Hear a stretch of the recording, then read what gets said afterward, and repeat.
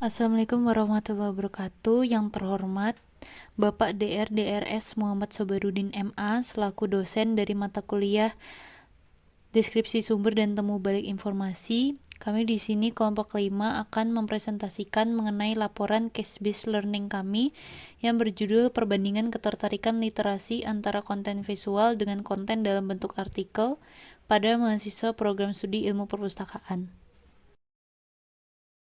Di sini kami yang beranggotakan 5 orang, terdiri dari saya sendiri, Kiara Azhara, kemudian ada Pratika Putri, kemudian ada Muhammad Rehan Ali, kemudian ada Ratu Azizah, dan juga yang terakhir ada Siti Fatimah. Mengenai topik pembahasan yang akan dibahas dalam presentasi kali ini meliputi latar belakang, tujuan laporan, deskripsi kasus, metode analisis, analisis kasus, implementasi solusi, hasil dan pembahasan, refleksi kelompok, kesimpulan, dan yang terakhir ada lampiran. Latar belakang di era digital yang berkembang pesat, keberadaan konten visual dan teks telah menjadi bagian penting dalam kehidupan sehari-hari, terutama dalam pendidikan. Konten visual seperti gambar dan video mampu menyampaikan informasi secara menarik dan mudah dipahami. Di sisi lain, konten teks yang lebih terstruktur tetap menjadi sumber informasi utama di konteks akademis. Mahasiswa diharapkan memiliki literasi informasi tinggi yang mencakup kemampuan mengakses, mengevaluasi, dan menggunakan informasi dengan efektif. Literasi media menjadi penting, mencakup pemahaman dan pemanfaatan media visual serta teks. Meskipun konten visual menarik, teks tetap berfungsi menyampaikan informasi secara mendalam. Nah, makalah ini bertujuan untuk menganalisis ketertarikan mahasiswa program studi ilmu perpustakaan terhadap konten visual dan artikel dalam konteks literasi informasi. Diharapkan hasil makalah ini dapat meningkatkan strategi pengajaran dan penyebaran informasi di pendidikan, khususnya di program studi ilmu perpustakaan. Next, tujuan laporan. Tujuan utama laporan ini adalah untuk menganalisis dan membandingkan ketertarikan literasi mahasiswa program studi ilmu perpustakaan terhadap konten visual dan konten berbentuk artikel. Laporan ini bertujuan untuk memberikan gambaran yang jelas mengenai efektivitas masing-masing jenis konten dalam menarik perhatian mahasiswa dan meningkatkan pemahaman mereka terhadap materi yang diajarkan. Next, ada deskripsi kasus. Yang pertama, ringkasan kasus. Kasus dalam penelitian ini meneliti perbedaan ketertarikan mahasiswa program studi ilmu perpustakaan terhadap konten informasi visual dan artikel. Mahasiswa perlu memiliki keterampilan literasi informasi yang baik karena mereka dilatih untuk mengelola informasi. Perkembangan teknologi dan media sosial telah mengubah cara mahasiswa mengakses informasi. Dengan konten visual semakin dominan, makalah ini bertujuan untuk mengidentifikasi jenis konten yang lebih efektif, menarik perhatian mahasiswa, dan faktor-faktor yang mempengaruhi preferensi mereka. Yang kedua ada masalah utama.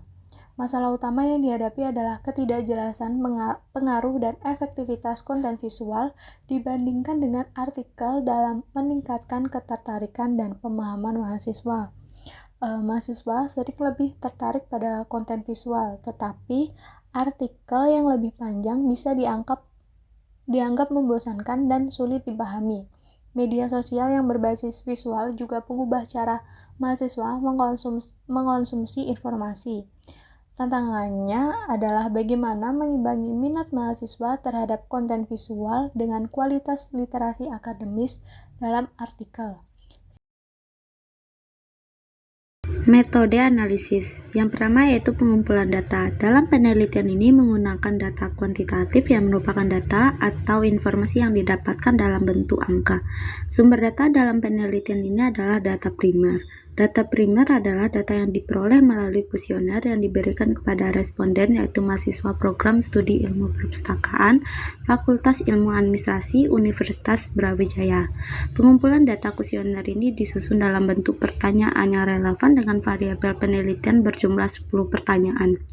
Uji coba ini juga dilakukan terhadap 20 responden. Dari hasil uji coba ini digunakan untuk memperbaiki dan menyempurnakan kuesioner agar lebih mudah dipahami oleh responden. Yang kedua yaitu pendekatan pemecahan masalah. Penyelesaian masalah adalah suatu metode sistematis yang digunakan untuk menganalisis dan menyelesaikan masalah. Dalam proses ini melibatkan beberapa langkah penting, yaitu dalam langkah pertama pembuatan makalah ini adalah mengidentifikasi masalah secara jelas, yang melibatkan pemahaman mendalam tentang sifat, penyebab, dan dampak masalah tersebut. Selanjutnya dengan mengumpulkan informasi yang secara relevan dilakukan melalui secara kuesioner.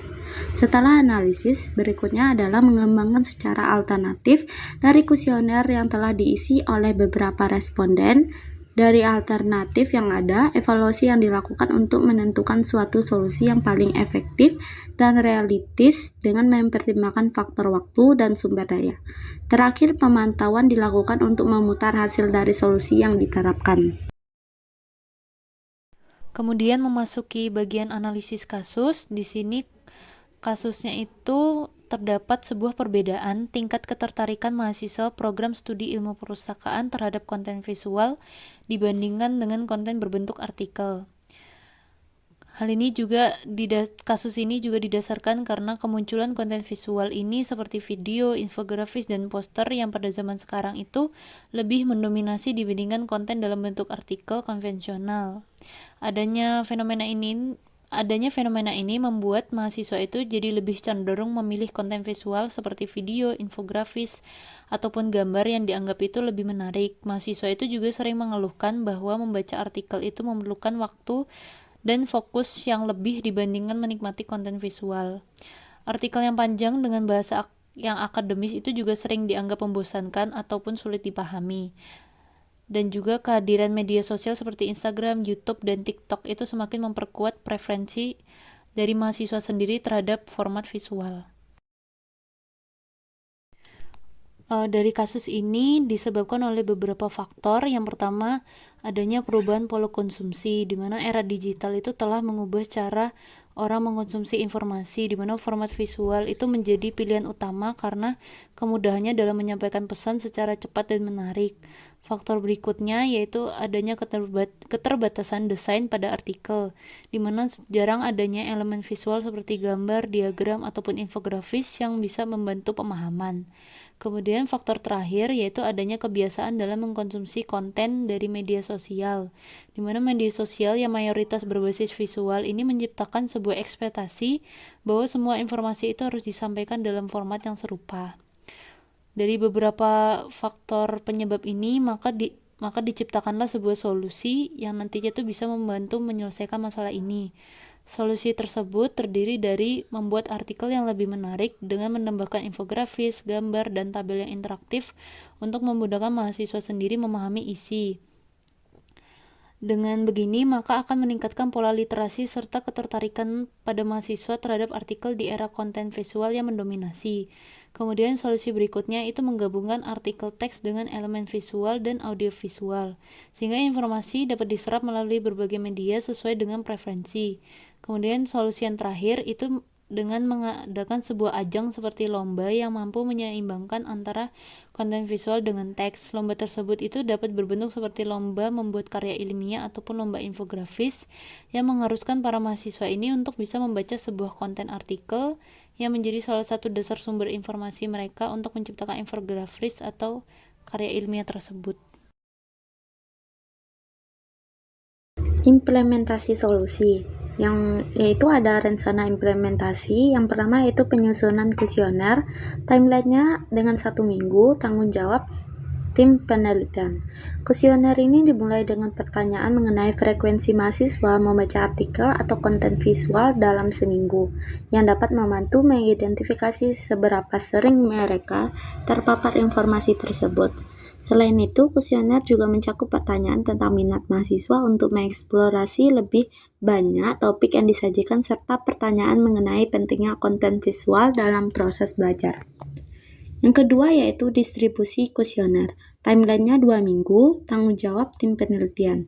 Dalam menanggap pengumpulan data untuk penelitian, kami menyebarkan kuesioner kepada mahasiswa program studi ilmu perpustakaan melalui platform online seperti Google Form.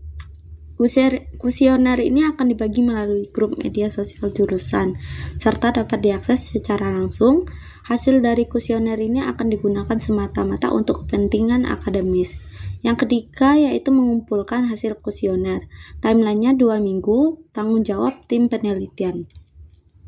Yang keempat yaitu analisis dan penyusunan laporan. Timeline 2 minggu, tanggung jawab tim penelitian.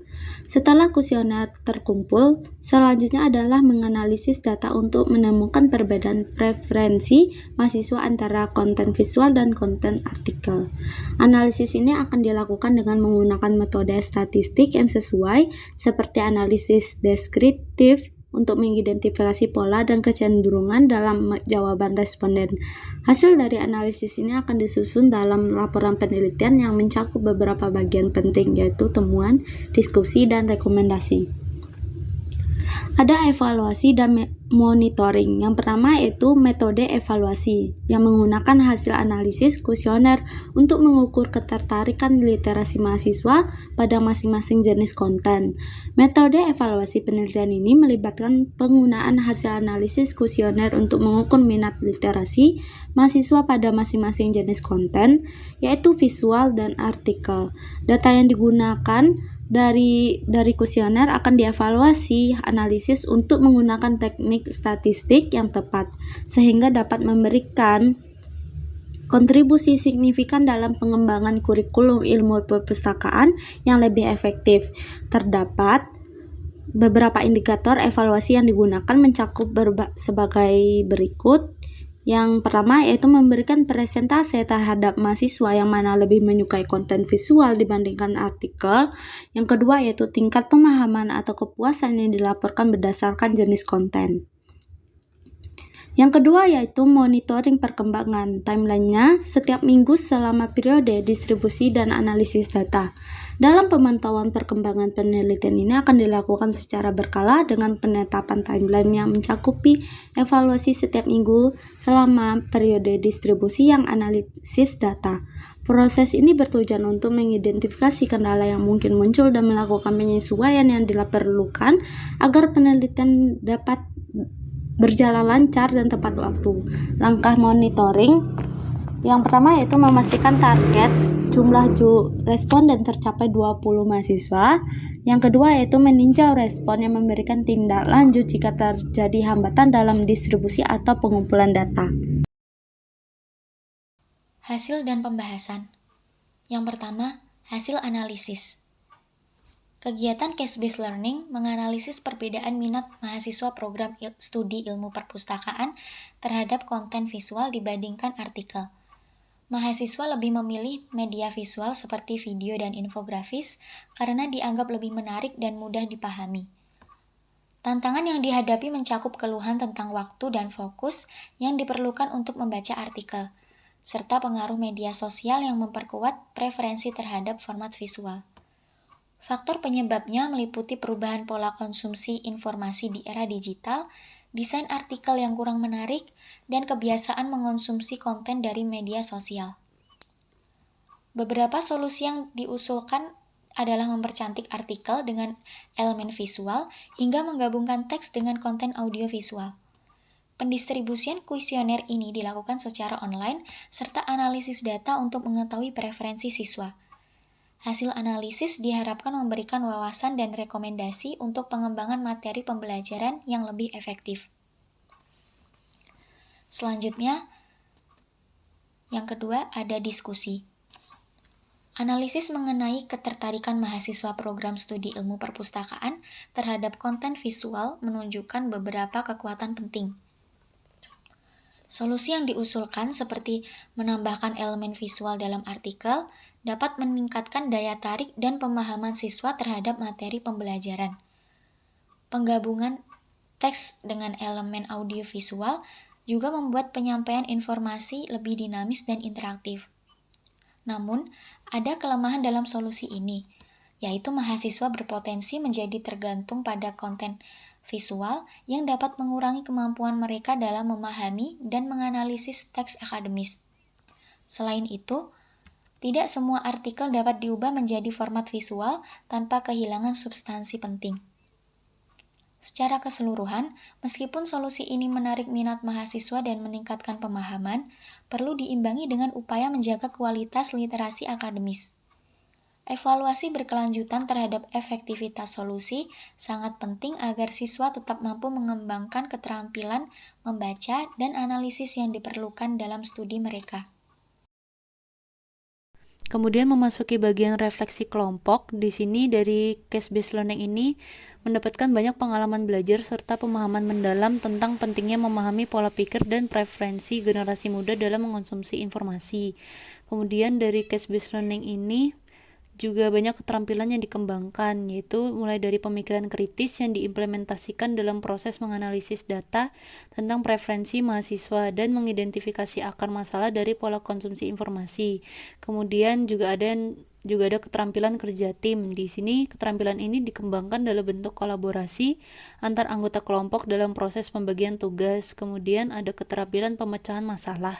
Keterampilan ini dikembangkan melalui proses pengembangan solusi yang inovatif yang sesuai dengan kebutuhan mahasiswa sehingga mampu menciptakan keseimbangan pola literasi antara konten visual dengan konten dalam bentuk teks. Kemudian dari case-based learning ini juga banyak pelajaran yang dapat dipetik. Pertama itu ada pentingnya pemahaman audiens. Pemahaman audiens ini sangat perlu untuk diutamakan karena nantinya dapat membantu dalam mengetahui bagaimana karakteristik dan preferensi mahasiswa itu sendiri terhadap terhadap proses literasi. Kemudian transformasi digital yang sesuai. Transformasi digital yang sesuai ini sangatlah penting karena nantinya bisa membantu dalam menciptakan sebuah media informasi yang nantinya bisa lebih relevan dan mampu meningkatkan keterampilan literasi dari mahasiswa. Kemudian yang terakhir ada keseimbangan format konten. Meskipun konten visual lebih menarik, konten teks tetap memiliki nilai akademis tinggi yang harus didukung dengan penyajian yang modern dan menarik. Selanjutnya, kesimpulan. Yang pertama, ringkasan temuan utama. Laporan ini menganalisis minat mahasiswa program studi ilmu perpustakaan terhadap konten visual dan artikel. Hasilnya menunjukkan bahwa siswa lebih memilih konten visual seperti video dan infografis, karena dianggap lebih menarik dan mudah dipahami dibandingkan artikel yang panjang dan kompleks. Perkembangan teknologi dan media sosial telah mengubah cara siswa mengonsumsi informasi, dengan konten visual menjadi dominan. Yang kedua, implikasi dan rekomendasi. Dengan dominasi konten visual, pengajar perlu mengadaptasi metode pengajaran untuk memasukkan lebih banyak elemen visual dalam materi mereka. Menggabungkan teks dengan elemen visual dan audiovisual dapat menciptakan format pembelajaran yang lebih menarik, seperti menambahkan diagram atau video penjelasan ke dalam artikel. Selain itu, dengan meningkatnya penggunaan media sosial berbasis visual, perlu ada strategi untuk memanfaatkan platform ini sebagai alat pembelajaran. Evaluasi berkala terhadap efektivitas metode pengajaran dan preferensi siswa, termasuk penggunaan kuesioner secara rutin akan membantu penyesuaian strategi pengajaran di masa depan. Kemudian memasuki bagian lampiran. Di sini lampiran yang akan ditunjukkan berjumlah 3 lampiran. Untuk lampiran yang pertama, ini menunjukkan mengenai materi kasus yang dianalisis.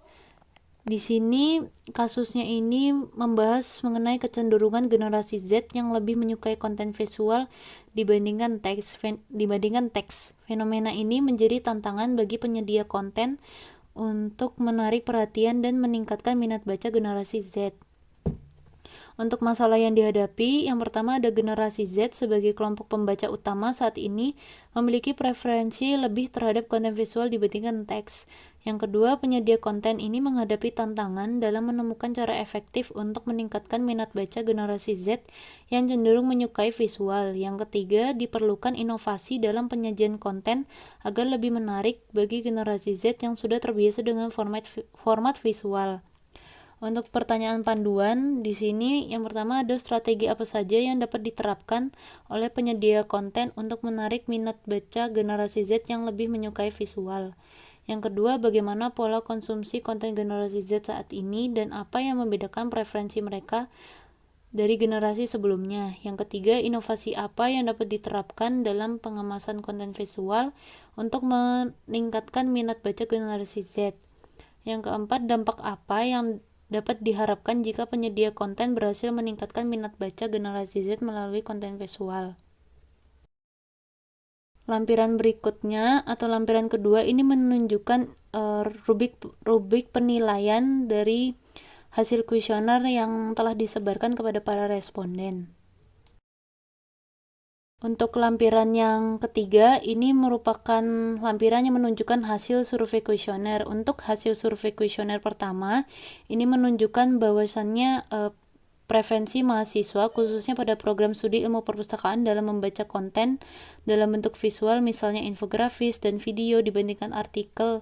Ini menunjukkan lebih banyak yang tertarik membaca konten visual karena hasil dari jawaban responden pada pertanyaan pertama ini yaitu sebanyak 100% responden itu menjawab iya.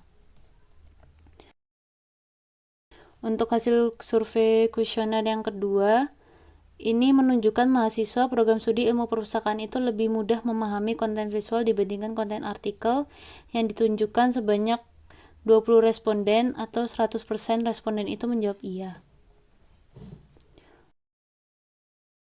Untuk yang ketiga, ini hasil survei kuesioner ini menunjukkan mahasiswa program studi ilmu perpustakaan itu rata-rata sering mengakses konten visual dibandingkan konten dalam bentuk artikel. Hal ini ditunjukkan oleh 90% itu menjawab iya dan 10% menjawab tidak.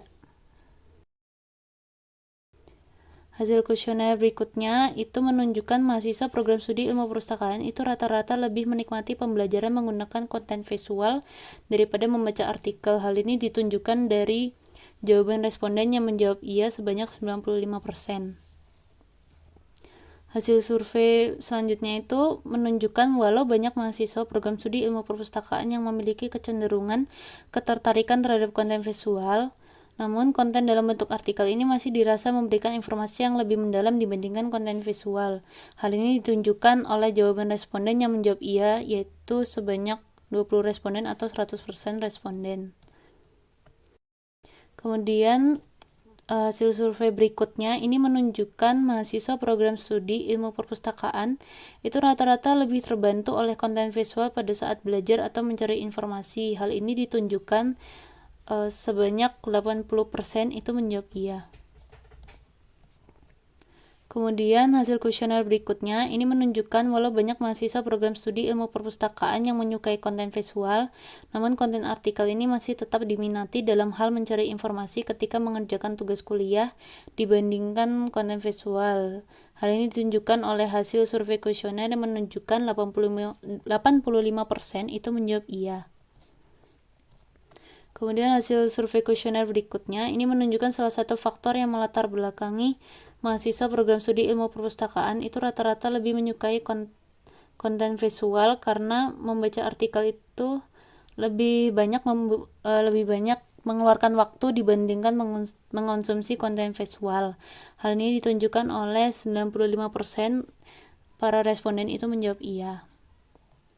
Kemudian hasil survei berikutnya ini menunjukkan salah satu dampak yang dihasilkan dari adanya konten visual yaitu meningkatkan minat mahasiswa program studi ilmu perpustakaan dalam membaca atau memahami topik tertentu. Hal ini ditunjukkan oleh sebanyak 80% responden itu menjawab iya.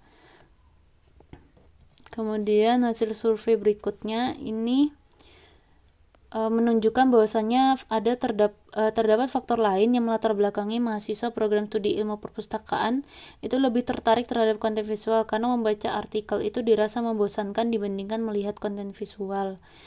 Hal ini ditunjukkan karena hasil dari survei kuesioner itu menunjukkan sebanyak 20 responden itu menjawab iya. Sekian presentasi dari kami.